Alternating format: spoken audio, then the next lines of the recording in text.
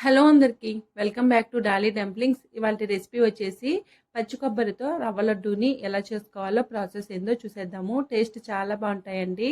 ఇవి బయట సాఫ్ట్గా లోపల జ్యూసీగా చాలా బాగుంటుంది. అలాగే ఈ లడ్డూలు మనం బయట స్వీట్ షాప్లో తెచ్చుకుంటూ ఉంటాం కదండి, అదే టేస్ట్తో చాలా బాగుంటుంది. మీరు కూడా ఈ రెసిపీని తప్పకుండా ట్రై చేసేసి మీకు ఎలా కుదిరిందో కామెంట్ చేసేయండి. ఇప్పుడు ఈ రవ్వ లడ్డూల్ని ఎలా చేసుకోవాలో ప్రాసెస్ చూసేద్దాము. దీనికోసం ముందుగా స్టవ్ ఆన్ చేసుకొని కడాయిని పెట్టుకొని ఇందులో 2 టేబుల్ స్పూన్లు నెయ్యిని వేసుకోవాలి. నెయ్యి వేడైన తర్వాత ఇందులో కొన్ని జీడిపప్పులు అలాగే కొద్దిగా కిస్మిస్ని వేసుకొని మంటని లో ఫ్లేమ్లో ఉంచి ఈ కిస్మిస్ అలాగే జీడిపప్పులు ఎర్రగా కలర్ చేంజ్ అయ్యే వరకు కలుపుతూ వేయించుకోవాలి. చూడండి, ఈ విధంగా వేగిన తర్వాత వీటిని పక్క తీసుకోవాలి. ఇప్పుడు ఇదే కడాయిలో మరో 2-3 టేబుల్ స్పూన్లు నెయ్యి వేసుకొని నెయ్యి వేడైన తర్వాత ఇందులో 2 కప్పులు బొంబాయి రవ్వని వేసుకోవాలి. బొంబాయి రవ్వ అంటే మనం ఉప్మా చేసుకుంటూ ఉంటాం కదండి, ఆ రవ్వనే బొంబాయి రవ్వ అంటారు. ఈ రవ్వని మంటని లో టు మీడియం ఫ్లేమ్లోకి అడ్జస్ట్ చేసుకుంటూ రవ్వలో నుండి పచ్చివాసన పోయి లైట్గా కలర్ చేంజ్ అయ్యే వరకు మధ్య మధ్యలో కలుపుతూ వేయించుకోవాలి. మీరు అలాగే వదిలేశారంటే అడుగున ఉన్న రవ్వ మొత్తం మాడిపోయే ఛాన్సెస్ ఉంటుందండి. చూడండి, రవ్వ చక్కగా వేగిపోయింది కదా. ఇప్పుడు ఈ రవ్వని ఒక ప్లేట్లోకి తీసుకోవాలి. ఇలా తీసుకున్న తర్వాత ఇప్పుడు ఇదే కడాయిని స్టవ్ మీద పెట్టుకొని ఈ కడాయిని ఓసారి టిష్యూ పేపర్తో కానీ లేదా కాటన్ క్లాత్తో కానీ ఈ కడాయిని ఓసారి శుభ్రంగా క్లీన్ చేసుకోవాలి. ఇప్పుడు ఇందులో ఏ కప్పుతో అయితే రవ్వను తీసుకుంటామో ఆ కప్పుతో 1 కప్పు పచ్చి కొబ్బరి తురుముని వేసుకోవాలి. నేను ఇక్కడ పచ్చి కొబ్బరికి వెనక ఉండే బ్రౌన్ పార్ట్ని తీసేసుకొని చిన్న చిన్న ముక్కలుగా కట్ చేసుకొని చిన్న మిక్సీ జార్లో వేసుకొని మిక్సీ పట్టుకున్నానండి. అలాగే మిక్సీ పట్టుకునేటప్పుడు పల్స్ ఇచ్చి మిక్సీ పట్టుకోవాలి, లేదంటే ఈ కొబ్బరి అనేది ముద్దైపోయే ఛాన్సెస్ ఉంటుంది. మంటని మీడియం ఫ్లేమ్లో ఉంచి ఈ కొబ్బరి లైట్గా కలర్ చేంజ్ అయ్యే వరకు మధ్య మధ్యలో కలుపుతూ వేయించుకోవాలి. అలాగే మీరు మంటని హై ఫ్లేమ్లో ఉంచి కొబ్బరిని వేయించారంటేను కొబ్బరికి అడుగు బాగాన మాడిపోయే ఛాన్సెస్ ఉంటుందండి. చూడండి, ఇక్కడ కొబ్బరి బాగా పొడి పొడిగా అయ్యే వరకు వేయించుకోవాలి.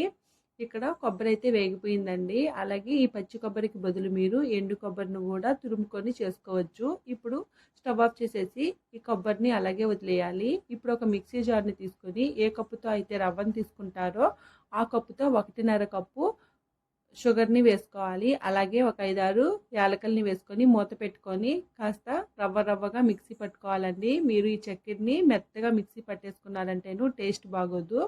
చూడండి, కాస్త బరక ఉండేలాగా మిక్సీ పట్టుకోవాలి. ఇప్పుడు మనం రవ్వను తీసుకున్న ప్లేట్లో మనం వేయించి పెట్టుకున్న పచ్చి కొబ్బరి తురుమును కూడా వేసుకొని ఒకసారి బాగా కలుపుకోవాలి. అలాగే షుగర్ని మీరు మరీ మెత్తగా మిక్సీ పట్టేసుకున్నారంటేను రవ్వ లడ్డు తినేటప్పుడు అంత టేస్టీగా ఉండదండి. కాస్త బరకగా ఉంటేనే అక్కడక్కడ చక్కెర పలుకులు తగులుతూ టేస్ట్ బాగుంటుంది.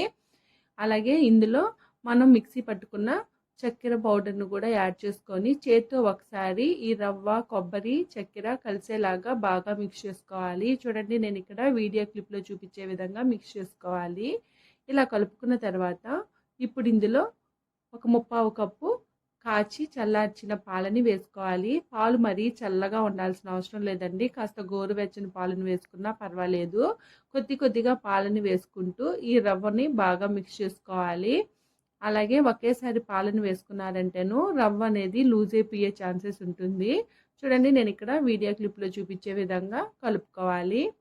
ఇలా కలుపుకున్న తర్వాత ఈ రవ్వను మొత్తాన్ని ఇక్కడ చేత్తో ట్యాప్ చేసుకొని ఒక 5 నిమిషాలు అలాగే వదిలేయాలి. చూడండి, ఇక్కడ 5 నిమిషాల తర్వాత ఈ రవ్వని ఒకసారి చేత్తో మళ్ళీ బాగా మిక్స్ చేసుకోవాలి. ఇలా కలుపుకున్న తర్వాత ఇప్పుడు ఇందులో మనం ముందుగా వేయించి పెట్టుకున్న డ్రై ఫ్రూట్స్ని వేసుకోవాలి. ఈ డ్రై ఫ్రూట్స్ రవ్వలో మిక్స్ అయ్యేలాగా చేత్తో ఒకసారి బాగా మిక్స్ చేసుకోవాలి. చూడండి, నేను ఇక్కడ వీడియోలో చూపించే విధంగా బాగా కలుపుకోవాలి. ఇలా కలుపుకున్న తర్వాత మీకు రవ్వ లడ్డు ఏ సైజులో కావాలో ఆ సైజుకి తగ్గట్టు రవ్వని కొద్దిగా తీసుకొని వీడియోలో చూపించే విధంగా రౌండ్గా లడ్డూల్లాగా చుట్టుకోవాలి.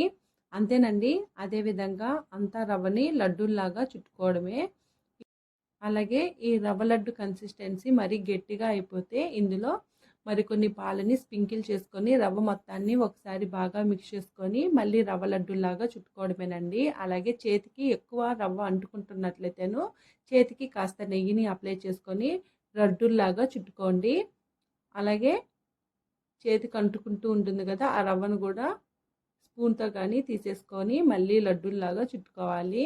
చూసారు కదా రవ్వ లడ్డూల్ని ఎలా చేసుకోవాలో ప్రాసెస్ ఏందో. ఈ లడ్డూలు బాగా చల్లారిన తర్వాత ఏదైనా ఎయిటెడ్ డబ్బాలో స్టోర్ చేసుకుంటే 1 వీక్ వరకు ఫ్రెష్గా ఉంటాయండి. చూసారు కదా, మరిన్ని వీడియోస్ కోసం మన ఛానల్ని సబ్స్క్రైబ్ నోటిఫికేషన్ సింబల్ని ఆన్ చేయండి. Thank you for watching.